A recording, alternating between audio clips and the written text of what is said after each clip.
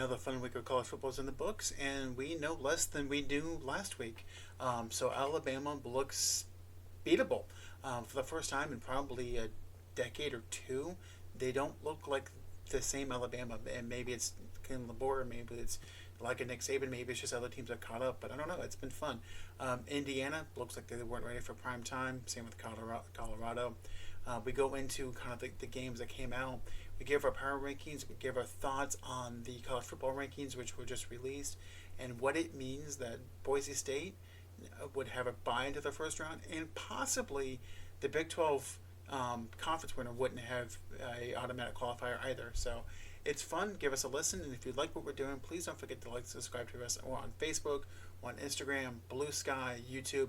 Come join us. Join the Crazy Pirate Ship.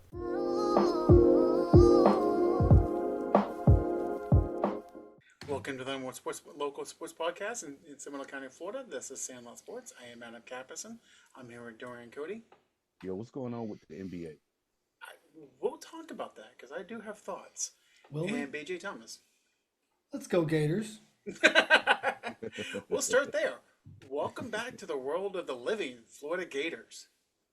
Man, look, whoever Billy Napier is consulting or whatever luck he has, man, like he is like a cat with 9 lives, dude. As soon as you think he's done, like that was the epic win. Like shout out to Billy. Back-to-back weeks. Yeah. Back-to-back weeks, yes. So coming into the season, their over-under for wins was 4.5. Basically, if they got 5 wins, that's over and above what Vegas thought they were going to get. They are at 6 now. They have Florida State this weekend, and Florida State is a raging dumpster fire. So, and I don't know if this goes to how bad Graham Mertz was, if Langway is just a better leader than Mertz, or if something has happened to that defense that I haven't noticed. But they have looked significantly better since the Texas game. One of the things that I noticed is that, well, not only Lagway is comfortable, but him and DK have some type of they have some good camaraderie, which is good, right? Also, too, with Lagway, what I noticed in the game against was Ole Miss is that he was actually trusting the pocket, which most young freshman quarterbacks they don't. They go, look right. I mean, look right, look left, and then they're going. Like he was trusting the pocket, and then if the pocket was collapsing, then he was making decisions out of that. So, I want to correct something you said. You said most young freshman quarterbacks don't do that, which is true, but it's most quarterbacks don't do that. True. Yeah. Quarterbacks today, probably 85% of them, it's one read and go. If that read's not there, either run or hold, hope something happens. Langway is different. And I know we've said this many, many times on this podcast. That goes back to coaching, goes back to young high school, middle school coaching, and actually instilling into them what it takes to win and be a better player, not just out athletic somebody. Yeah. I actually saw someone. I saw somebody put up. They said that outside of Tom Brady, they said that the best quarterbacks come out of Texas. Well, in general, the best quarterbacks come out of Texas and Florida. That's just the way it is. And I think BJ's touched on it a couple times, is when you can play outside year round, you normally get the reps. Right. So because like for example, like Lagway's from Texas. I think there's another. Well, Shadir Sanders from Texas, technically. Cam Waters from Texas. So I think Jackson Dart's from Texas too, right? Is he from Texas? I'll double check that real quick. Yeah, Texas or California. I know he's going to USC, and then he transferred, but I thought he was from Texas too. I'm over here looking up Florida's injury report because I've done some reading and watching over the past couple of days, and they've had a lot of injuries this season. Against Texas alone, there were 9 starters out. Yeah. Yeah. And that's not going to help. Right. Right. So, Jackson Dart's actually from Utah, of all places. Oh wow. So, Okay. but, Utah. and yeah, it's, as we saw in the Peach Bowl where Florida State played Georgia and got annihilated, it's hard to beat quality teams when your starters are out. That's just the way it is.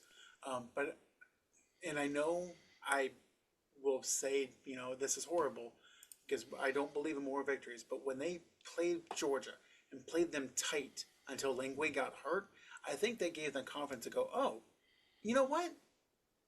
We're not going to get run out of the building. Yeah. Wait a second. You're over here touting moral victories? No. Yeah, you are. No, you can say you're not, but what's happening? It still counts as an L in the loss column. No, that's called backtracking.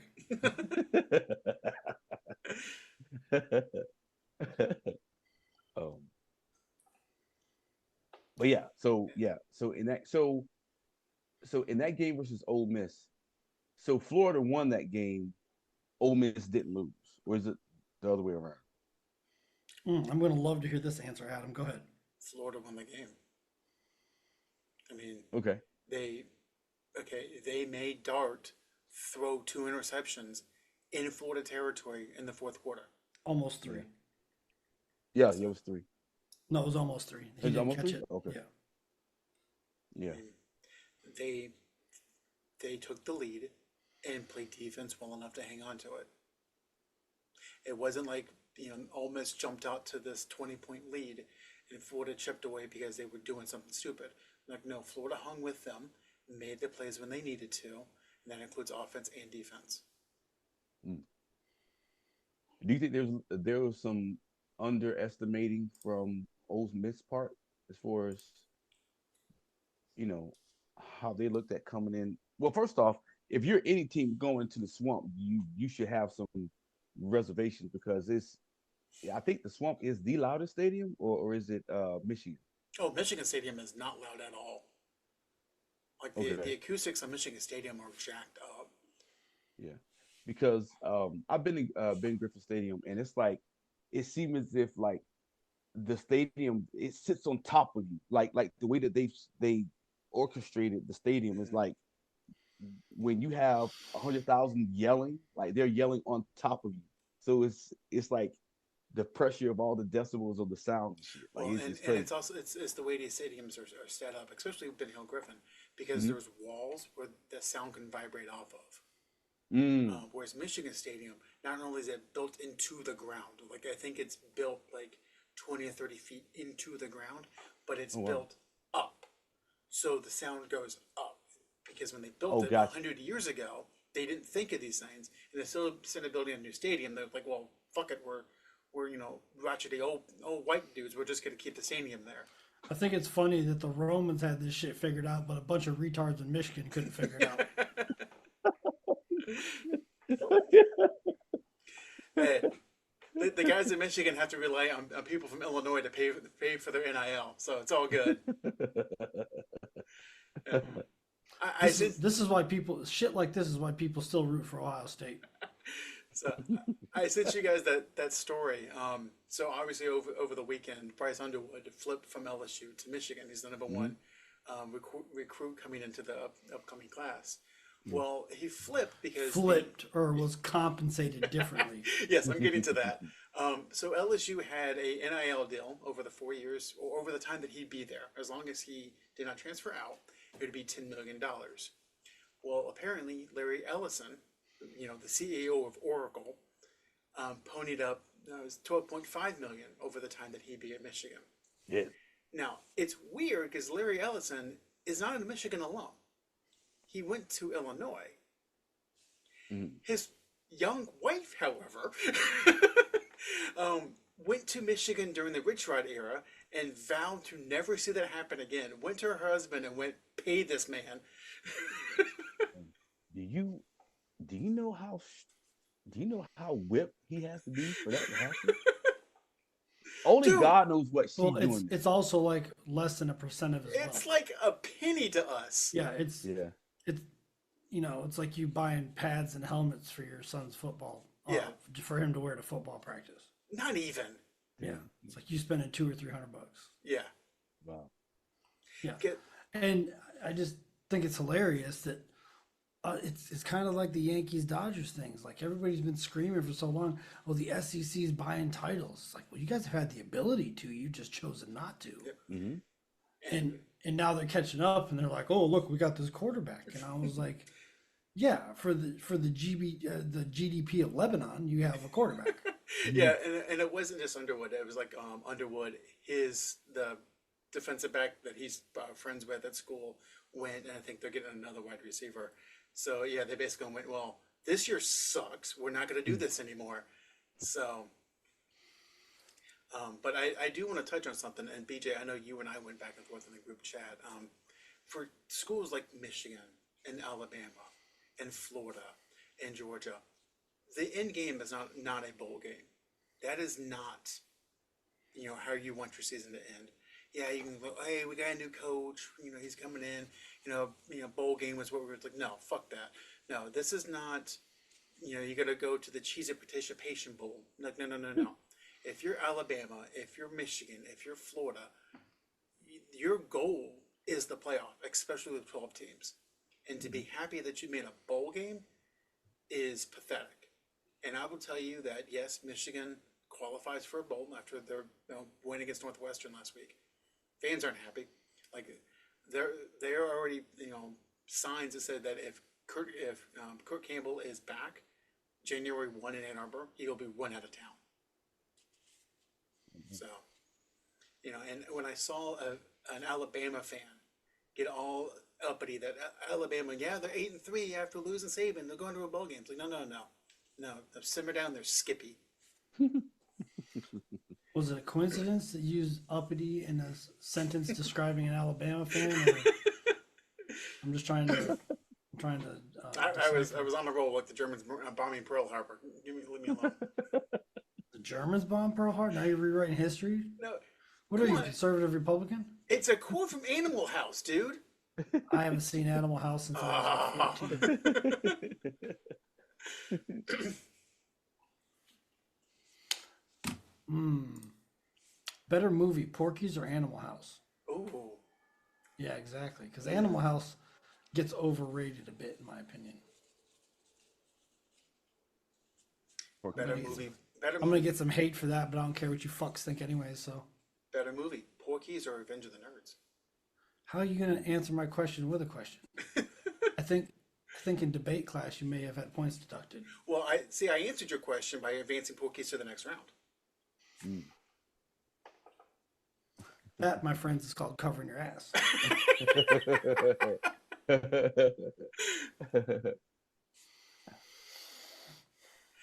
Porky's or what? Revenge of the Nerds? Revenge of the Nerds.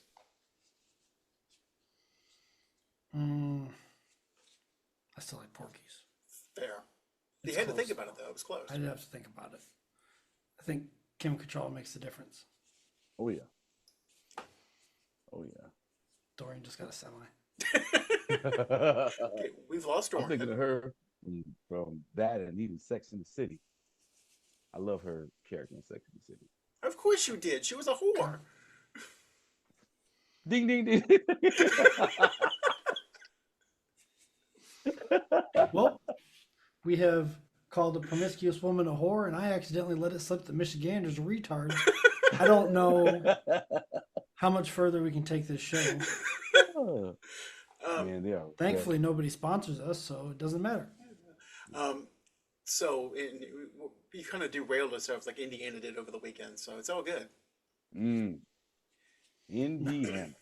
I was watching that game, and I knew when they didn't score, I think it was early in the third quarter, I said, it's done. Yeah.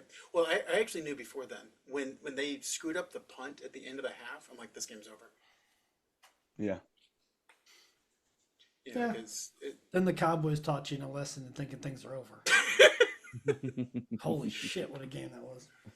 BJ's just spent watching that game. I was stuck for 4 minutes. I didn't even know what to do. I was happy. Didn't know whether to be happy or sad or. Anyways. So, Well, back to college. Indiana. I mean, we all kind of thought the game would be close. It wasn't. But another game we got completely wrong was the Alabama Oklahoma game. Yeah. I blame that solely on Alabama. They didn't do what they're supposed to. The SEC's whole purpose this year was to teach these weaklings from the Big 10 or Big 12 what life is about over here. And they did not do that. Maybe at Texas going to the title game, assuming. Well, I'm just waiting for Texas to play an SEC team. Once they do that, then we can judge what they got going on over there. The one time they did, they got smoked by Georgia. Yeah. They played like the bottom 6 teams of the SEC. Good job, guys. Yeah. And that's what happens when these conferences expanded the way they did. They did away with the divisions because they wanted the top 2 teams to play in the title game because they were tired of Michigan beating up on Iowa. But what happens is, like, a lot of these teams will just kind of beat up on the smaller teams. It's not this, you have to play these division games. And again, going back to Indiana, that's what happened to them. Typically, they would have to play Ohio State, Penn State, and Michigan every single year. Well, because of the division realignment, they missed out on Penn State. Michigan's crap, and Ohio State beat the piss out of them. So, but I will say this. So there is a game that we're picking later today. It is the Miami-Syracuse game. Okay.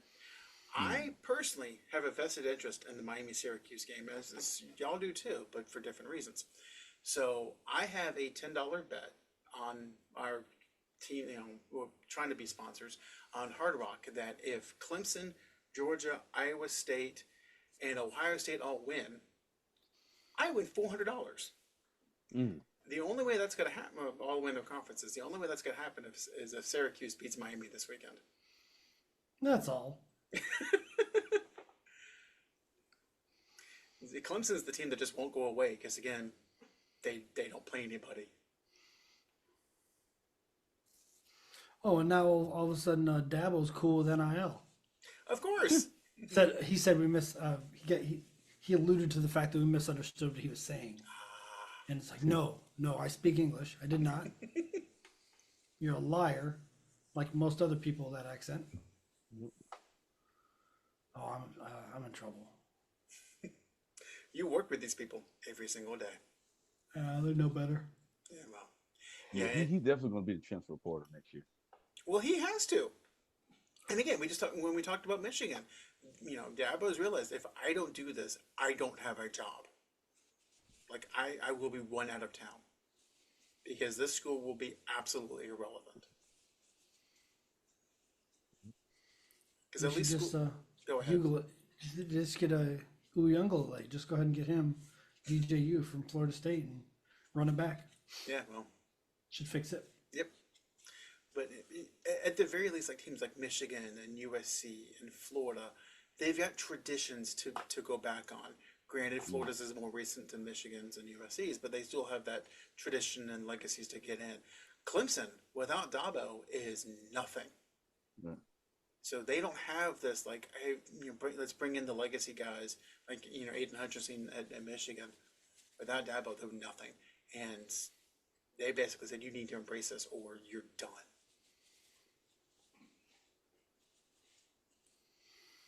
You could bring in Venables.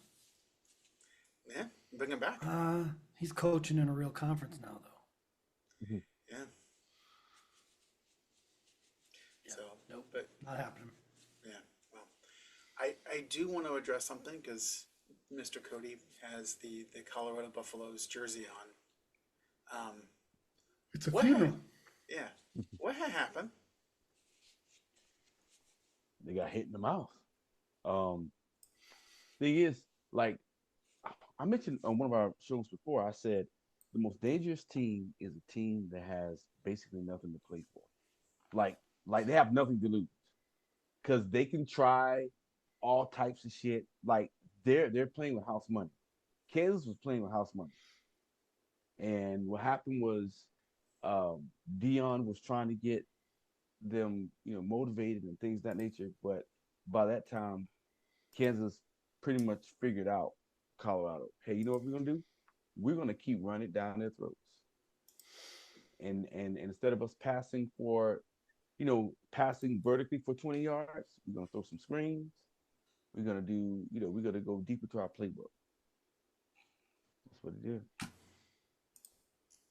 It's a good story, but I mean, you have to win those games.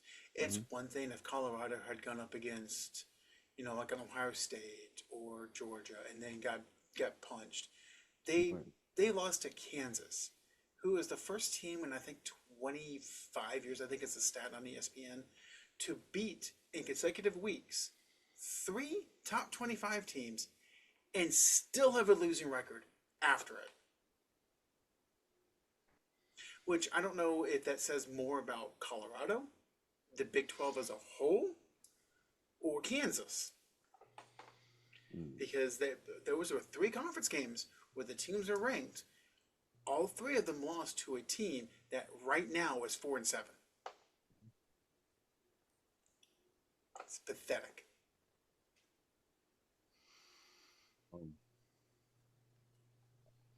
I'm gonna say too.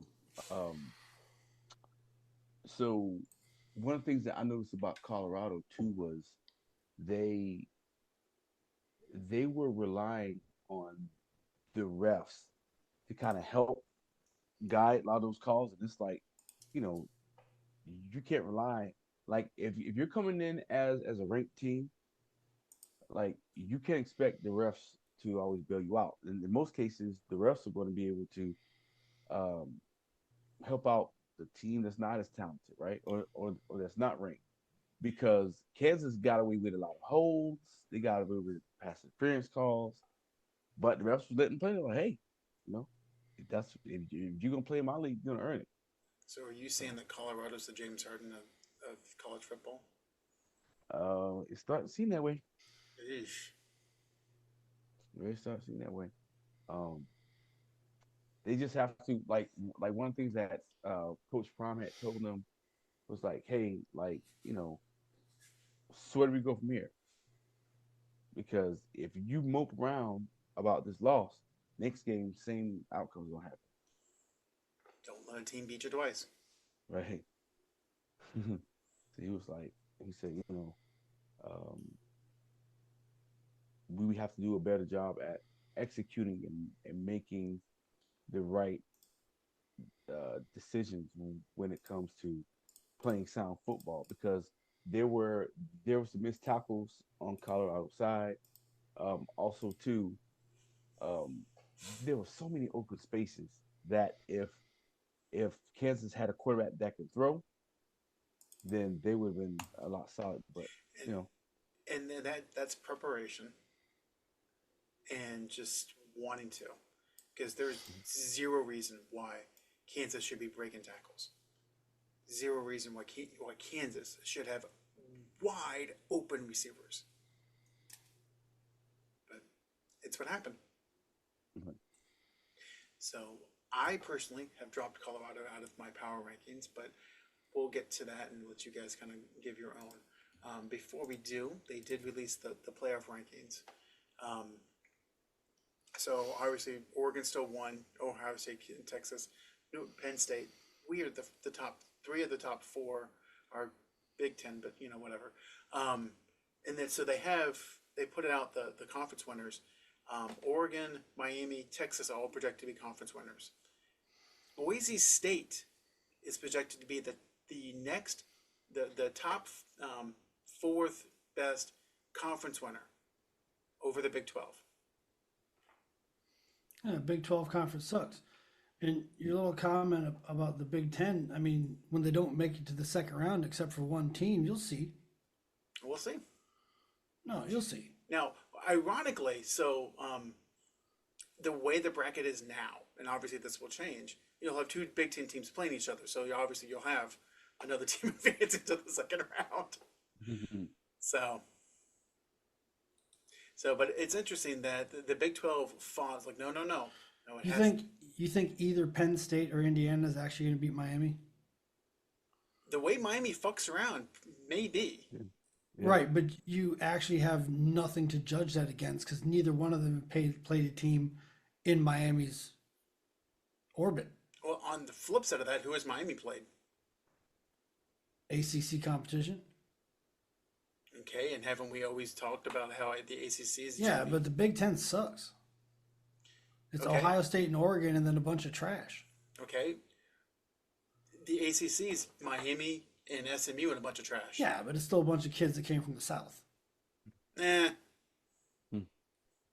Nothing. We've been talking for 2 years how football players come from Texas, Alabama, Florida, Georgia, Tennessee. We've been talking about that for 3 years. Yeah, And now it's Yeah, and now it's because a lot of those players are not staying in the South. Yeah, well, you'll see. Okay, we'll see. So We're going to be the last one standing. And guess what? They're from the Pac-12. So with that, BJ, I will let you tell me who's your number one team. Oregon. Dorian? Oregon. Yeah. Number two. Ohio State. There'll be no change. Dorian? OSU. Yeah. And the Suckers have an easy game this week. So Where's the first round happening? okay, the first round Neutral happens sites? in campus sites, which will be fun if the Big Ten does indeed have home games. So you're telling me you're going to put Oregon, Miami, and Texas inside? No. The quarterfinals are at the bowl games. Right. The first rounds at the campus sites. What bowl games are they? It's like four quarterfinals. It's like the Peach Bowl, the Rose Bowl, the Orange Bowl. Okay.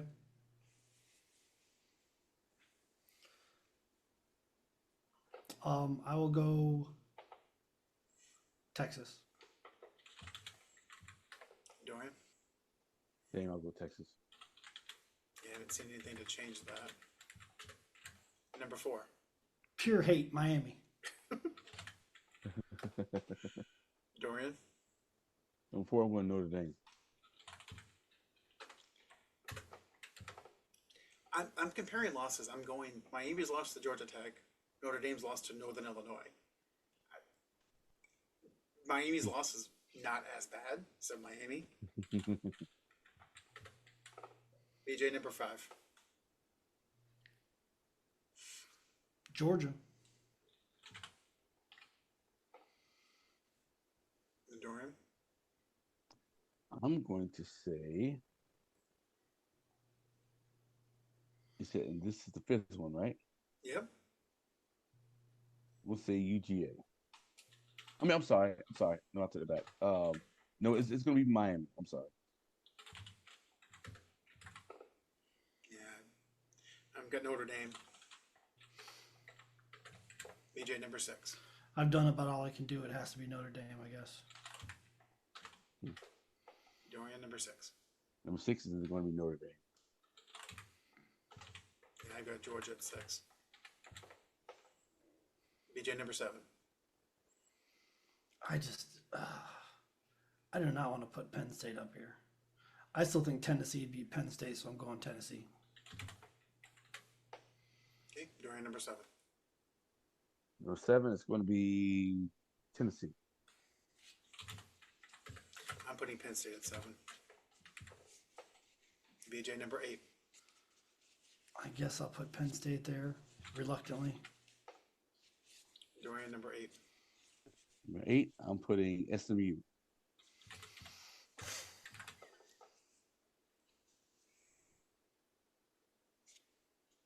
Yeah. I'm putting Tennessee at eight. Number nine. SMU.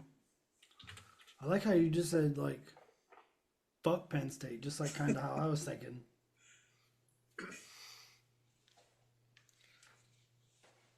You Dorian, can't number beat nine. anybody ranked and they haven't played anybody. That's not a good combination for playoff football. Yeah. Number nine, I'm going to do Boise State. Oh, the total disrespect. This is the total disrespect of Penn State football. I thought I was bad enough. My number 9's SMU. What quality SEC win does Texas have? I don't know.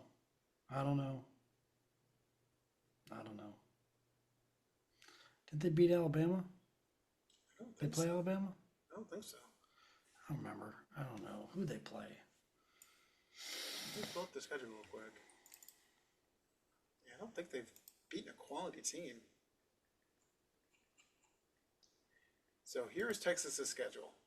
So Colorado State, Michigan, Texas San Antonio, Louisiana Monroe, Mississippi State, Oklahoma, lost to Georgia, Vanderbilt, Florida, Arkansas, Kentucky. How the hell did they get that schedule? I don't know. That's mind-boggling. I would think that the SEC would want to showcase their new toy. You would think so. You'd think to be like, hey, look, they're going to be okay. No? We talked about, Penn State Here's the thing. schedule. If you look at it, though, the rankings when they played them, Michigan was 10 or 9, Oklahoma was 18 or 16, Georgia was 5 or 4, and Vanderbilt was 25th. I mean, we're reaching. Yeah, and this is always a debate that I have is when you talk about quote unquote ranked wins, do you say, okay, well, at the time they were ranked, or It's tough. It's tough. I'm not saying it's a clear-cut answer. Yeah, it's just But I will tell you, at the beginning of the season, the schedule looked much better than it did as it went on. yes. So it's tough. I guess with that, you're saying that Michigan win counts as a top 10 win. I know. I'm not saying it's right. I'm just saying it's tough. It's tough to ignore both sides. Yeah, I mean, The fact that they came out with a ranked schedule, with a solid schedule at the beginning of the year. You look at it, they got 4 top 25 teams on there. You're like, that's enough. And then you look at it now and you're like, man, you were squeaking. yeah, it's just to me, as long as you're consistent. If you want to say, well, they were ranked at the time, and that's your consistency. I really don't know how I feel about it. I know, like I'm on the other side of the fence. It's like, what is that team at the end of the year? Because Yeah, no, I know, but I mean, we can't accurately judge it because they set out to play a schedule that was going to challenge them, and they wound up playing one that did not. yeah. Now, with that logic though, they set out to play a schedule. Vanderbilt was not supposed to be ranked when they played them. Yeah, that was a nice little surprise. So I will say though, the Texas A&M game will be a fair test. it's going to be fun this weekend. Yeah, I mean that team's athletic, and they play hard, so it'll be interesting. As long as their coach doesn't do stupid shit, I think they'll be fine. I watched the Texas A&M South Carolina game a couple weeks ago.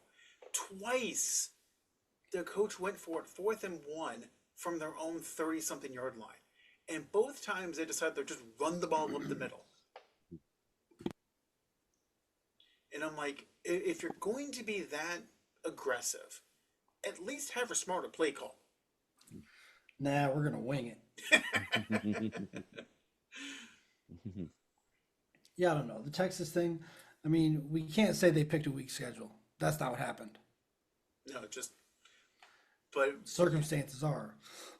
and again, though, Yeah, but I don't want to make we can't say that Texas was ducking opponents. no, That they didn't do that.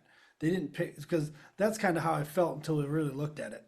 They weren't ducking this. The SEC didn't give them a weak schedule. It made itself that way.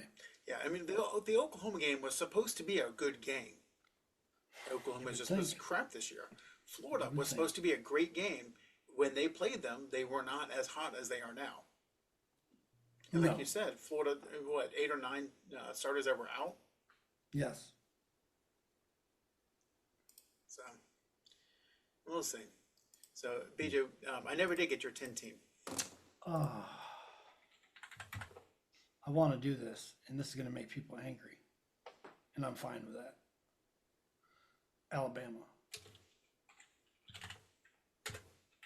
Now it's interesting because when we pulled up the bracket and the playoff rankings, you'll notice the absence of Alabama from the tournament.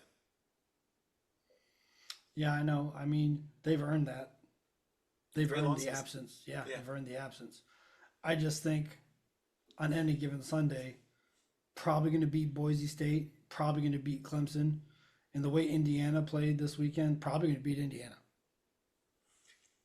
Yeah, but you'd also say that they should have just destroyed Oklahoma. Yeah, So, should.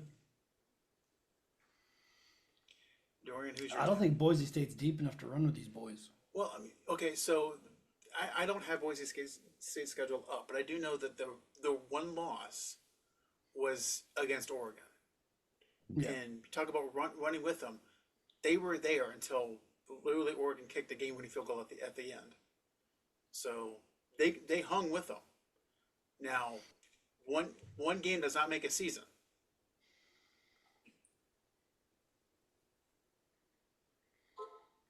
Dorian, who's your 10? My 10 is going to be, I want to say Clemson. I'm 10.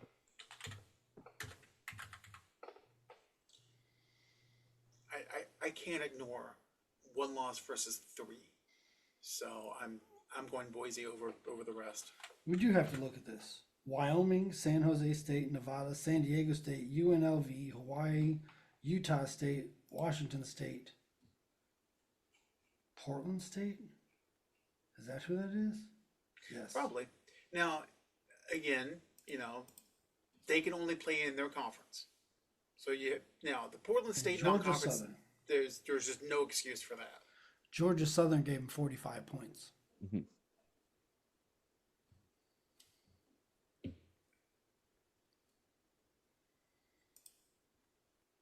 So Hawaii was 28-7. UNLV 29-24. Nevada 28-21. Wyoming 17-13. and that game was weird. So I'm just saying, like, you can say what you want about Oregon, but they probably maxed out against Oregon. That's the best you're going to see them. Fair. But there is a 5 or 6 games here that if you averaged all this together, you're probably not looking at a team you're betting on. And here's the thing.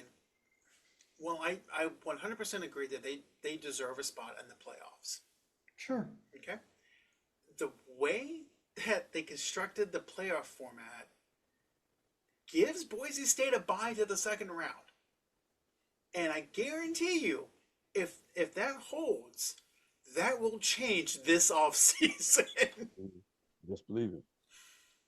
Especially, they were mentioning this on ESPN today. There is a scenario where it's the 5 top conference winners, the 5 highest ranked conference winners.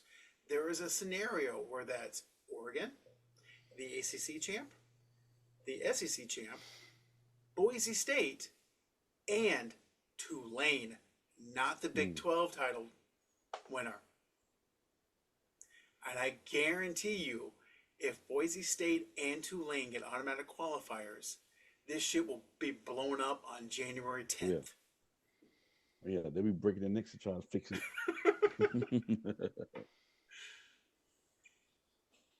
So, get to our picks. So I'm still leading at 32 and 30. BJ and Dorian are tied at 29 and 33. We're consistent, Dorian. Name of the game. So we will start off with the game I alluded to, the Miami-Syracuse game. Hughes beats the spread. Okay. So I'm going with right off the rip. Dorian? Hey man, it's definitely a scary game. However, I feel as if Miami's going to win the game. Do they beat the 11-point spread? No, I think it's going to be. I have a feeling it's going to be closer than that. So you picked Syracuse. Yeah. So Miami's going to win the game, but Syracuse is going to make it a lot closer. I see Miami. I like the doubt. I feel the doubt. You know, it's just a suspect. It's just their suspect defense, man. The Miami Hurricanes have been playing on. They've been playing Russian roulette all season because of their defense. So I like the doubt. I mean, they've been playing with fire constantly, and they will get burned. Now, what I think is interesting, all of the talk about Cam Ward and how he's the best quarterback outside of Shedeur Sanders in college, and how that offense is terrific. Okay, they're number 3 in passing yards and offense. Do y'all see who's number 2?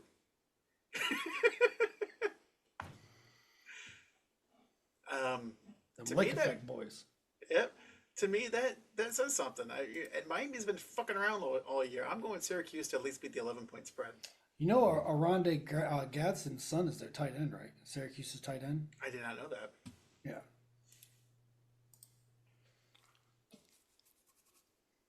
So next up is basically an elimination game.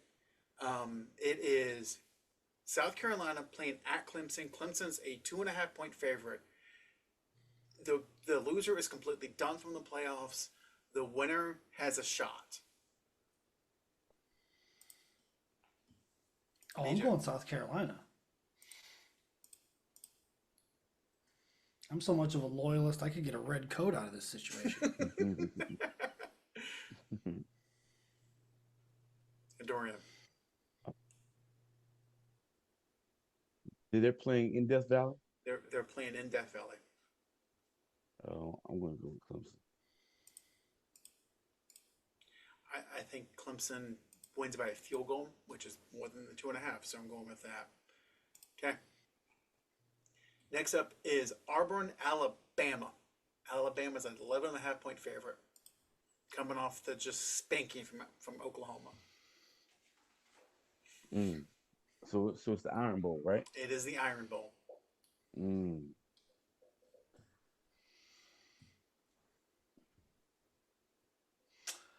I'm saying Auburn beats the spread. Dorian.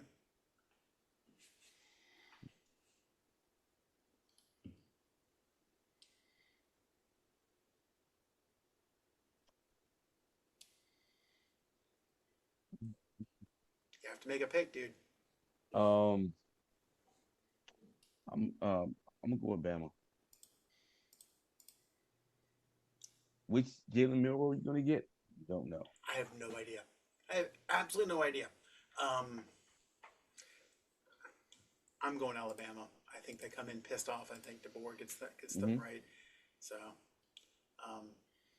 another game from the SEC. This one's another BJ special. Arkansas versus Missouri. Missouri's only a 3.5-point favorite. As far as I know, Brady Cook is playing. I'm going Arkansas. Dorian? I'm going Missouri. I'm going Arkansas. Okay. So this one I did not have a spread on because I figured we would reveal it together. Florida State. This game is in Doak Campbell. Looking it up now. And 10 points. I'm saying 10. You're saying 10. Yes. Dorian, what do you think the spread is for the Florida State game?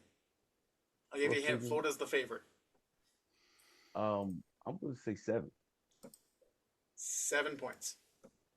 Disrespect. Looking it up now. The spread is 14.5 points. Damn. God damn. Crazy. Well, I guess Vegas saw how Florida was able to maintain against Ole Miss, was a ranked team. So they're like, if they're able to maintain with them, I could imagine a spanking they're going to put on FSU. So no matter how you feel, if you watch any football, there has been improvement. Yes. And a fair bit of it. Rivalry games are different, though. That being said, 15 points, because that's 15 points. That's what that is.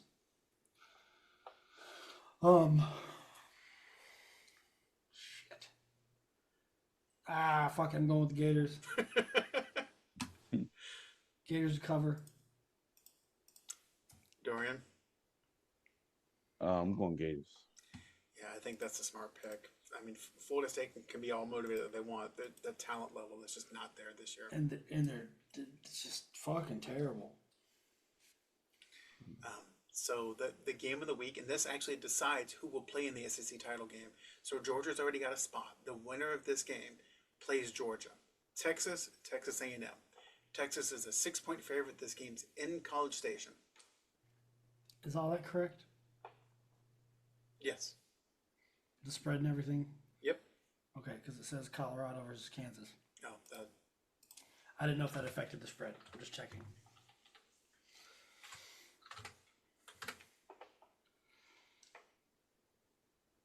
I want to say Texas A&M, but I'm going to go with Texas. Dorian? I'm